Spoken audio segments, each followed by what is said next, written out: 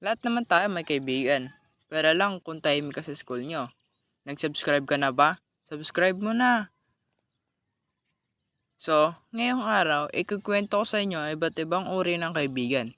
Siyempre, una na dyan si Buraot. Yung tipong pag may binili ka, lagi siya nanghihingi sa'yo, tapos pag ikaw naman nanghihingi, hindi ka niya bibigyan. Uy pre, mukhang masarap yan ah. Oo naman, mainit pa. Patihim nga ako. Ge, kuha ka lang. Oo nga no, ang sarap pala. Alam mo yung fishball na bilog, tapos pag kinagat mo, lasa siyang fishball. Uy pre, ano ba? Kinuha mo na lahat ng fishball ko ah. Niloloko mo ata ako eh. Rich kid, ito yung kabalagtaran ng buraot. Kasi imbis na nanghihingi siya, ang ginagawa niya ay siya yung nang lilibre. Parang masarap yan ah. Siyempre naman, gusto mo ba? Bumili ka. Eto, 100. Keep the change, bili ka dun sa tindahan. Yun no, salamat.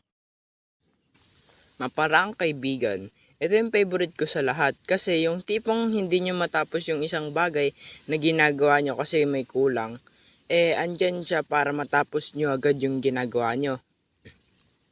Hala, asan na yung isang popsicle stick?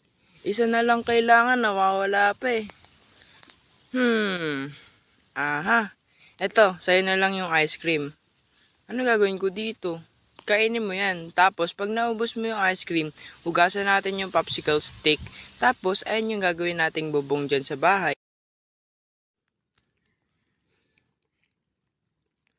The Comedian. Ito yung pangalawang kaibigan na gusto ko. Kasi yung tipong naubusan na kayo ng topic, nandiyan siya palagi para mag-joke. Anong tawag sa pack na nagbaboxing? Ano? Eddie? Edith de Pacquiao. Pacquiao. Panghuli. Kasi wala na akong maisip eh. The smartest. Siguro alam nyo na kung anong meron sa smartest friend na to.